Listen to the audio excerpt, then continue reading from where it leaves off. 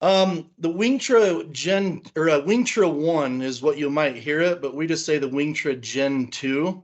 Sitech has just become the dealer for that within the last year. So we're kind of new to it. We've been selling the Phantom 4 and using that ourselves inside of our own sales and our own using it for flying for customers. But just to keep this short, basically the drone itself, the Wingtra drone, is made and shipped from Zurich, Switzerland. Their market entry came in about 2017. We usually keep about three or four in stock because of the fact that we have to bring them from so far, including the parts. They have told us that they'll probably most likely set up a place in Florida to be able to keep things closer.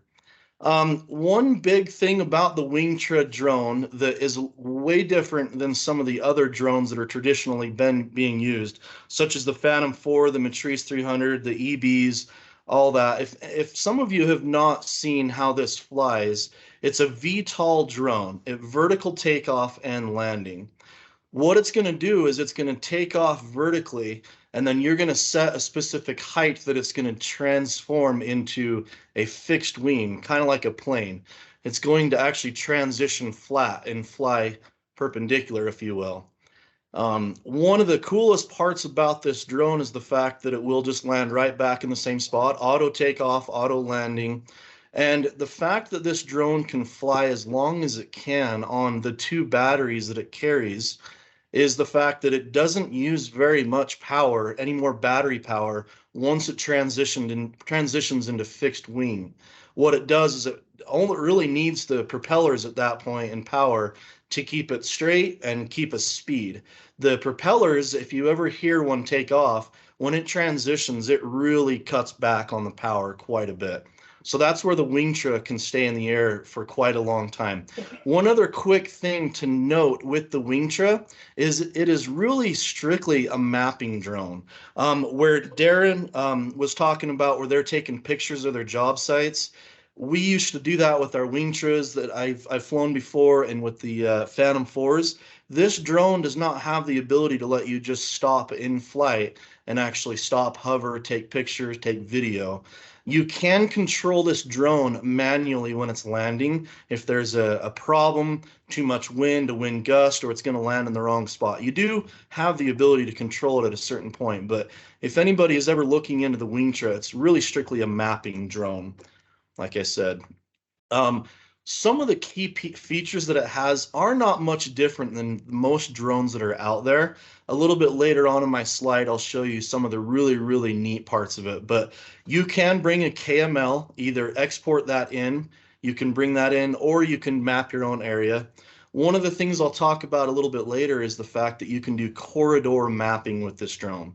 So we can do tight areas, drag and move areas bigger inside our KML, or wherever we do, but we can also, in the same project, the same flight, have it finish a flight in one area, and it doesn't have to come back and land to go and do another flight in another area, either a corridor or an area.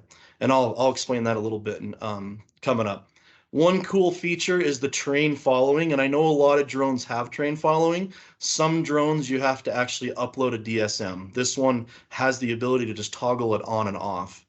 It has the pause and resume option.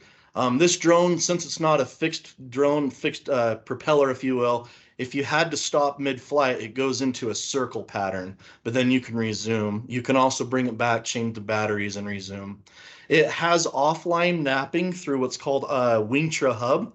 If you want to pre-make your flights, pre-plan all this stuff out, you can do it in an office setting or inside your vehicle. You don't have to be standing out there. And like I said, battery swap and resume. Wingtra basically put out some specs here.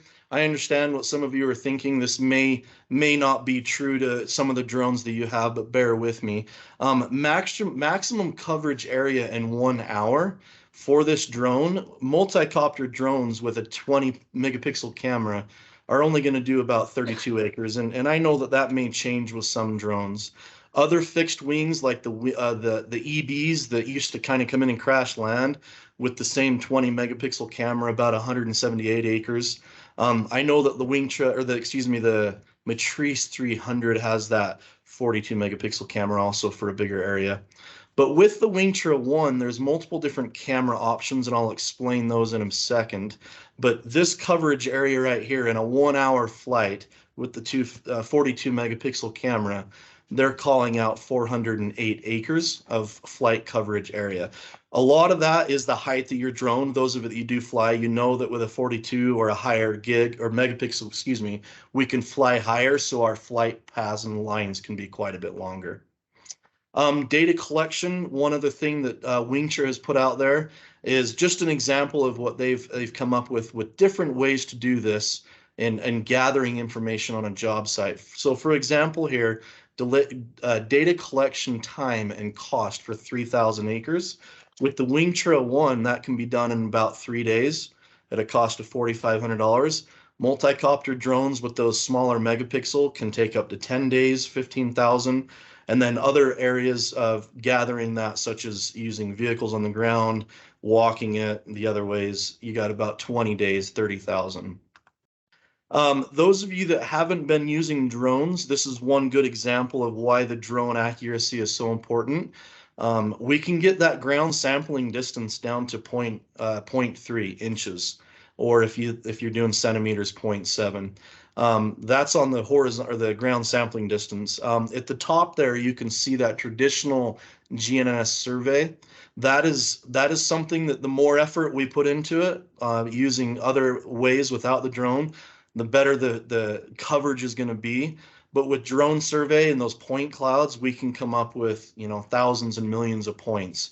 So in a lot quicker, faster way, we can fly areas that you can't walk.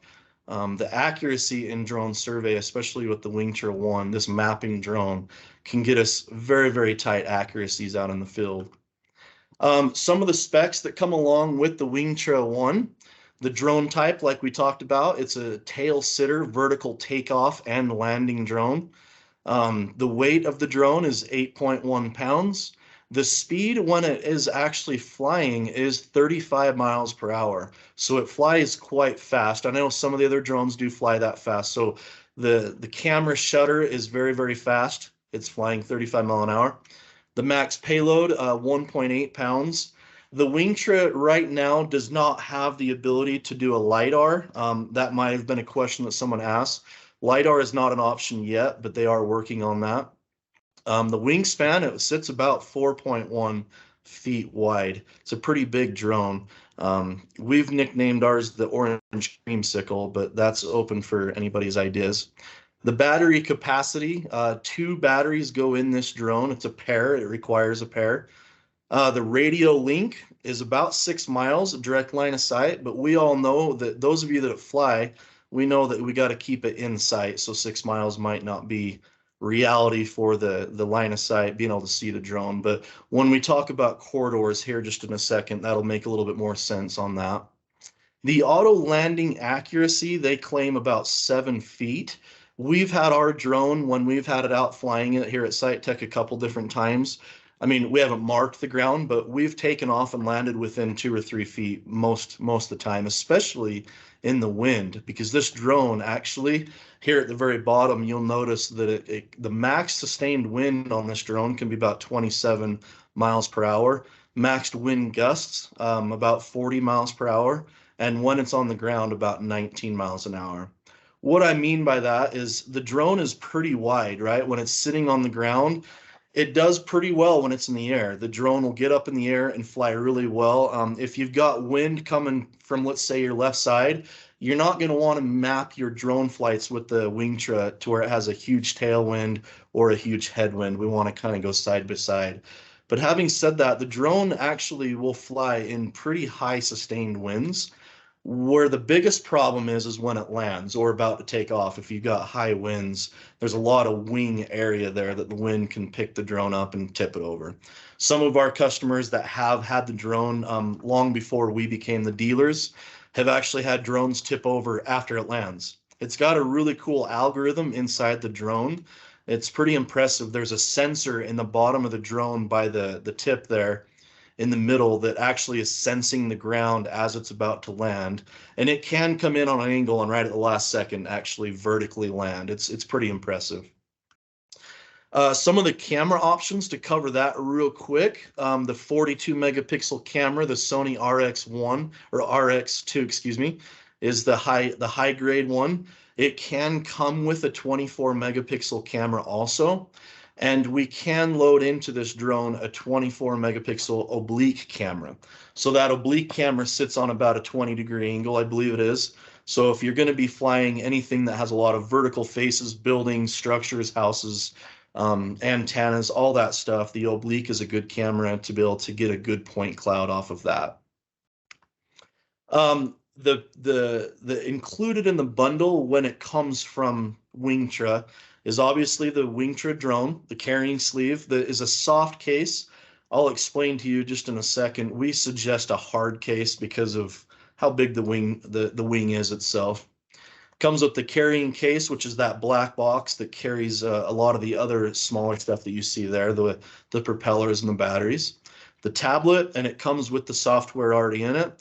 The telemetry module, pair of batteries, charging station, a wind, the ability to check the wind out in the field right there. It comes with an SD card. So there is an onboard SD card that all these pictures are in, and it's behind that cover there in the middle.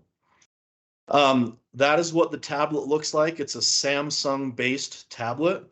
The antenna in the top right there is an antenna that you actually plug in to communicate with the drone.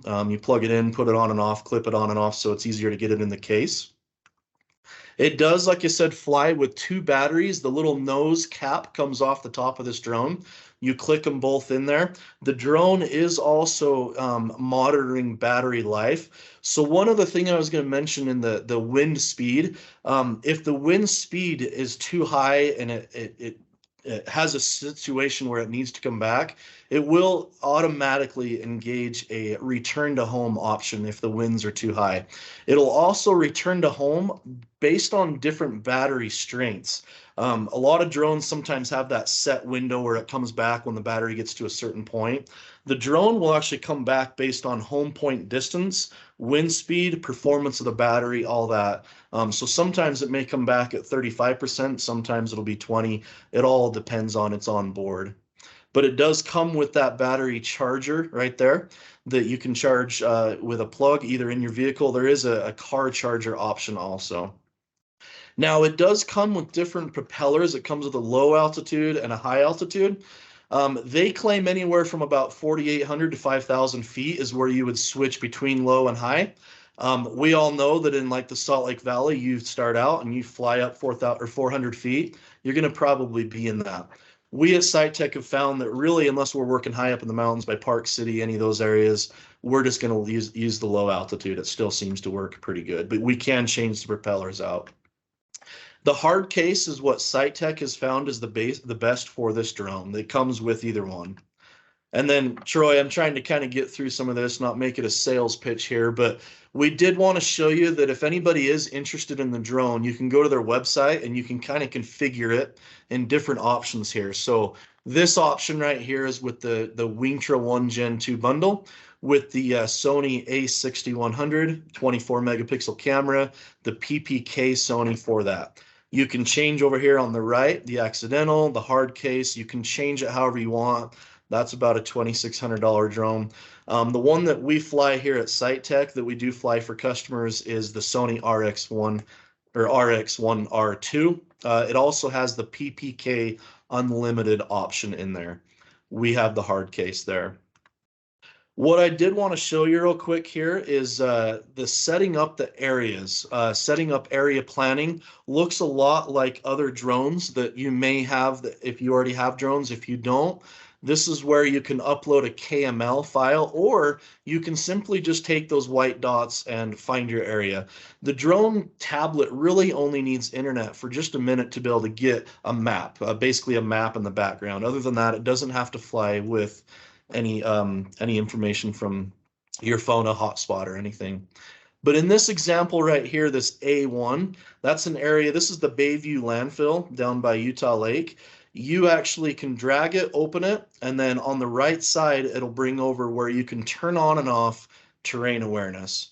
The way the terrain awareness works with the WingtraOne or WingtraOne Gen II, is it does not fly up and down through valleys. If you were flying on a hillside or a mountain or over a hillside, it's not going to change its altitude based on that mountain. What it's going to do is each flight line that it goes along, it's going to use the the United States DSM, and it's going to pick the highest point on that line. So for example, if we set the drone to fly this A1 at 400 feet above where you take off, each time it makes a loop and comes back and starts a new line, it's going to know what the highest point of that line was, and it's going to stay 400 feet above that, which if you've got a valley or a hillside, you're going to not want to fly it obviously towards the mountain. You're going to want to fly it parallel with the base of it, right? So it's going to step up the mountain or step down.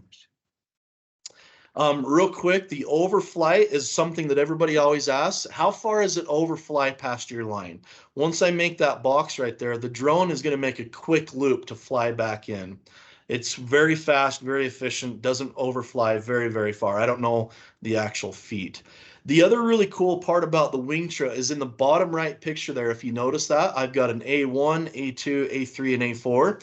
If you're planning something out that's by a mountainside and you don't like the way the terrain awareness is working, inside one flight, you can actually make multiple different areas. So it'll fly A1, and as soon as it's done, it'll folderize that, and it'll instantly start flying A2, A3, and A4 based on battery life. So it can fly different areas inside without having to come back, make a new plan inside the Wingtra hub, and actually fly it again. It doesn't have to come back to do different areas. This is that Bayview landfill that we flew. This we actually uploaded to Propeller. I know everybody's using different types to process. This flight we did in really cold temperatures. It was about 28 degrees outside daytime temperature. This was about 345 acres, and we did this entire flight on one set of batteries. We didn't have to come back for another set of batteries. Did the entire thing. It was almost drained when it came back, but we didn't have to bring it back. Our Phantom 4 has been a great drone for us. They're great drones, nothing bad about it. But this particular flight that we've done before has taken us about 4 or 5 hours because it has to continually come back for battery swaps. This was done in about 43 minutes. So ground sampling is up to you. Everybody's got a different idea for it. As you can see, we still put quite a few out there, but not all of them are used actually for anything other than just a checkpoint. These are a couple pictures with that 42 megapixel camera from that flight. These were anywhere from 400 to 450 feet. Actually, the one with the dozer was down in the bottom of their pit, so it was most likely closer to 500. You can see how crisp and clear they are. So I understand that 400 feet is our ceiling, you know, as pilots, but that terrain awareness sometimes takes you higher, you know, than you need to on those pictures. And then Troy, I'm just about done, but I wanted to talk about the corridor planning option in here. So this same flight right here where we had A1 flown, as soon as it's done with A1, you can actually go and make a corridor area. So you can map out a roadway or alignment or a power line, whatever you need, and you can set waypoints. So when the drone's done flying one area and it's going to fly to the beginning area, it doesn't have to be a straight line of sight. This drone can actually have a waypoint, which I did not put in there, but a point way up to the north or the south to actually keep it away from power lines or other areas like that. But it does not have to come back after it's done with one area to finish that, to start another area. And there again, you can see at the very bottom the terrain awareness where it's got A1 in the blue, and it's got the C1 for corridor in the other one. So we can see the terrain awareness for each different area. And if there is a conflict, it will show you a conflict in red. If we've done some flights where we've gone out there and we've angled the flight paths the way we thought it would, and there was a conflict. So those things can be changed inside this right here. Flight heights, transition points. It'll loiter up to that height after it transitions.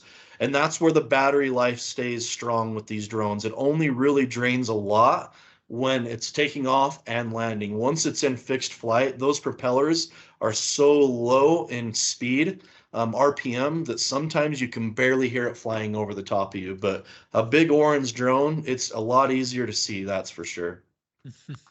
That's all I've got, Troy, on that quick overview of the WingtraOne Gen II. I don't know if there's any questions that came in on that. Obviously, we can answer questions at any point for anybody at Sitech. That was great. That was great, Jeff. I really appreciate you picking that up and flying through that. Did you mention obstacle avoidance on the drone? Is there a feature there? There is not a feature that has kind of like the what is it, the matrice that has the sensors on it. The only sensor that it has is in the bottom of that white the fin on the bottom there. I couldn't think of the right name. When it's landing, it uses that for a distance in a landing aspect, but there is no sensors on the front for avoiding a mountain or anything like that. That's a visual line of sight thing as the flight as you're setting it, or obviously the terrain awareness. So. Well, yeah. So the waypoints became way more important if you're trying to avoid power lines or something like Yes. that. That would okay. Yeah, the waypoint makes it, like I said, not to repeat, you can fly the end of one flight and have it go way out and around a mountain or a power line or whatever to start on a completely separate area. It doesn't have to go straight across. Yeah. Gotcha. Sorry. There's one more question that came in. It says, how does it deal with geozones? Geozones, that geozone, if you can see on this slide, there's a big blue circle around there. You can set a geofenced area if that's the question. If it and you can change the size of that big blue area right there. So if you set that, if it flies outside of that geofence, it'll automatically return home, if that answers that question.